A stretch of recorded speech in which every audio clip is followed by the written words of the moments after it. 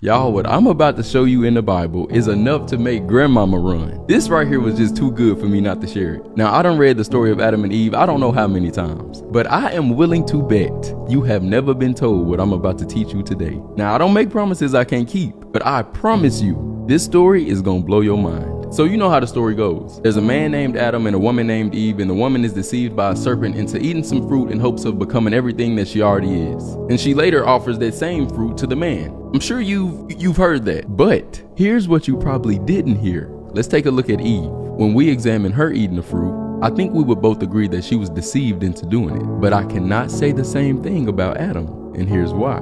Contrary to what you may have been told, Adam wasn't deceived.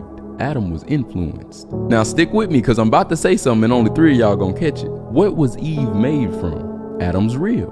You still ain't got. See, you slow, but you worth waiting on. That's why I like you. Let me repeat this thing back to you to make sure that's you I'm talking to. Eve was made from what? Adam's rib. So that makes her the flesh of his flesh and bone of his bone, right? Okay, now don't let this go over your head. But if Adam knew that God told him not to eat from this tree, but he decided to do it anyways because Eve offered it to him, that means the reason he disobeyed God was because he was being influenced by his flesh and not by the Spirit. Now watch this. So he denied the Lord to please his flesh, and that's what leads to sin.